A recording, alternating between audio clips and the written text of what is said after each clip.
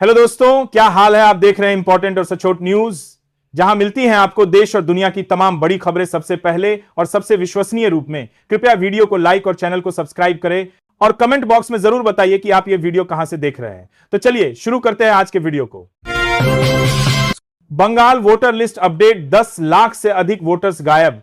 पश्चिम बंगाल में voter list पुनरीक्षण प्रक्रिया के दौरान एक बड़ा मामला सामने आया है। राज्य के मुख्य चुनाव अधिकारी मनोज कुमार अग्रवाल ने बताया कि अब तक 10 लाख से अधिक सर फॉर्म वापस की जमा नहीं कराए गए हैं। इसके पीछे मुख्य कारण वोटरों का गैर हाजिर होना, डुप्लीकेट एंट्री, मृत्यु या स्थायी रूप से विस्थापित होना बताया जा रहा है।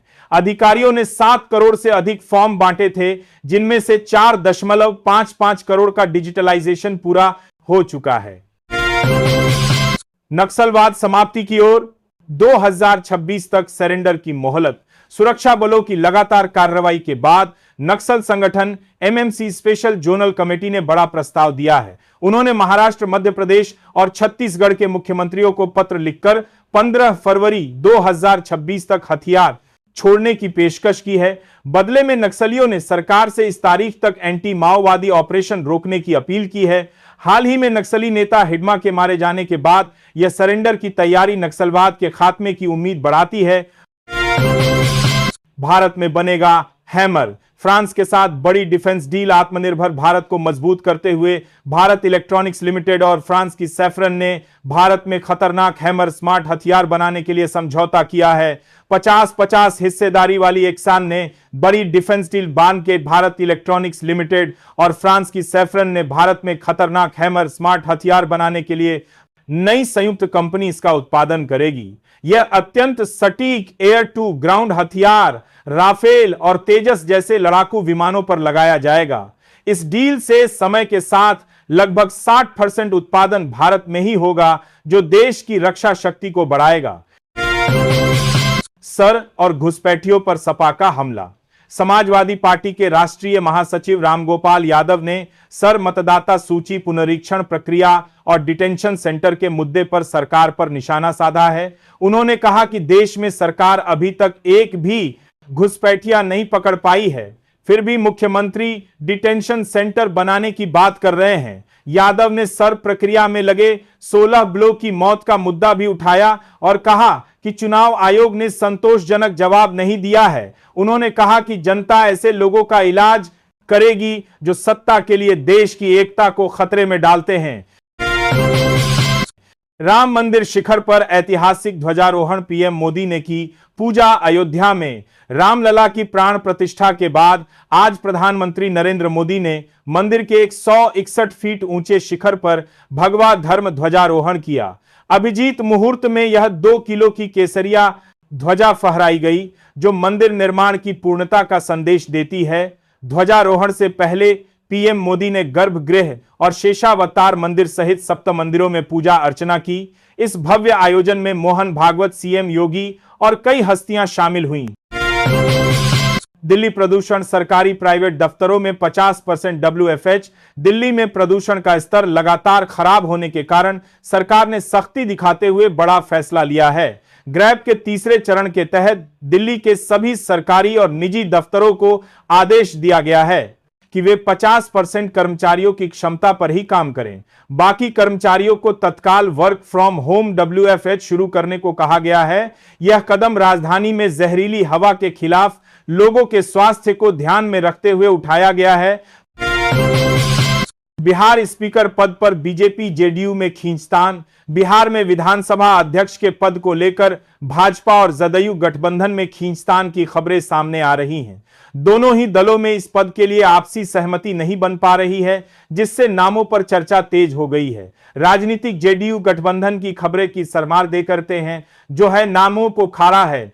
गलियारों में कयास लगाए जा रहे हैं कि दोनों सहयोगी दल जल्द ही किसी एक नाम पर मुहर लगाने की कोशिश करेंगे, ताकि सदन का संचालन सुचारू रूप से चल सके। बंगाल चुनाव आयोग के खिलाफ बीएलओस का प्रदर्शन। पश्चिम बंगाल में बूथ स्तर के अधिकारी बीएलओस चुनाव आयोग के खिलाफ मोर्चा खोल रहे हैं। तृणमूल कांग्रेस के समर्थन वाले बीएलओ अधिकार रक्षा मंच ने आयोग पर अत्यधिक काम का बोझ डालने का आरोप लगाया है। अधिकारी 7IR स्पेशल गहन पुनरीक्षण प्रक्रिया और हाल ही में हुई आत्महत्या की घटनाओं के विरोध में आज दोपहर कॉलेज स्ट्रीट से आयोग कार्यालय तक मार्च निकालेंगे। Bengal voter list update, 10 lakh से अधिक वोटर्स गायब। पश्चिम बंगाल में वोटर लिस्ट पुनरीक्षण प्रक्रिया के दौरान एक बड़ा मामला सामने आया है। राज्य के मुख्य चुनाव अधिकारी मनोज कुमार अग्रवाल ने बताया कि अब तक 10 लाख से अधिक सर फॉर्म वापस जमा नहीं कराए गए हैं। इसके पीछे मुख्य कारण वोटरों का गैर हाजिर होना, डुप्लीकेट एंट्री, मृत्यु या स्थायी रूप से विस्थापित होना बताया जा रहा है।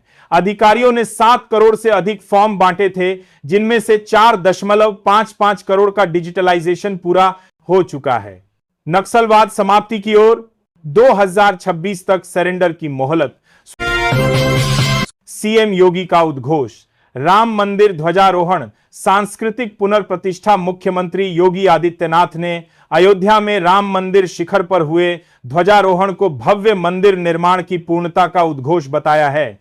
उन्होंने कहा कि यह समारोह केवल उत्सव नहीं बल्कि सनातन भारतीय आस्था और सांस्कृतिक अस्मिता की पुनर्प्रतिष्ठा है। सीएम योगी ने इसे शताब्दियों के संघर्ष, तप और सामूहिक संकल्प की परिणति बताया, जिसका संकल्प अब वास्तु में बदल चुका है। उन्होंने कहा कि ध्वज यह संदेश देता है कि भारत अपने मूल्यों पर दृढ़ है और इन्हीं आधारों पर भविष्य का निर्माण कर रहा है।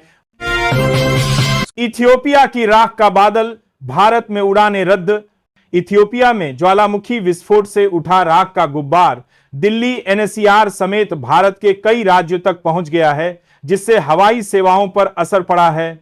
आईएमडी इस पर लगातार नजर रखे हुए हैं। राख के कारण अकासा एयर और इंडिगो समेत कई एयरलाइंस की उड़ानें रद्द करनी पड़ी है। मौसम विभाग के अनुसार यह राख का बादल मंगलवार को स्थानीय समय के अनुसार शाम 7:30 बजे तक भारत से चीन की ओर निकल जाने की उम्मीद है। यह गुबार गुजरात, राजस्थान, महाराष्ट्र, पंजाब, हरियाणा और उत्तर प्रदेश के आसमान से गुजरा है। बिहार कैबिनेट की पहली बैठक, आई मिशन और 25 नई चीनी मिलों को मंजूरी। बिहार में मुख्यमंत्री नीतीश कुमार की अध्यक्षता में नई सरकार की पहली कैबिनेट बैठक में 10 महत्वपूर्ण एजेंडों पर मुहर लगी है। मुख्य सचिव प्रत्यय अमृत ने बताया कि राज्य में आर्टिफिशियल इंटेलिजेंस आई मिशन के विकास को बढ़ावा दिया जाएगा। साथ ही अगले 5 वर्षों में 1 करोड़ युवाओं को रोजगार देने के लक्ष्य के तहत 25 नई चीनी मिलें खोली जाएंगी और 9 बंद पड़ी मिलों को फिर से शुरू किया जाएगा। इन फैसलों का उद्देश्य राज्य की अर्थव्यवस्था को गति देना है। बिहार 5 साल में 1 करोड़ युवाओं को मिलेगी नौकरी।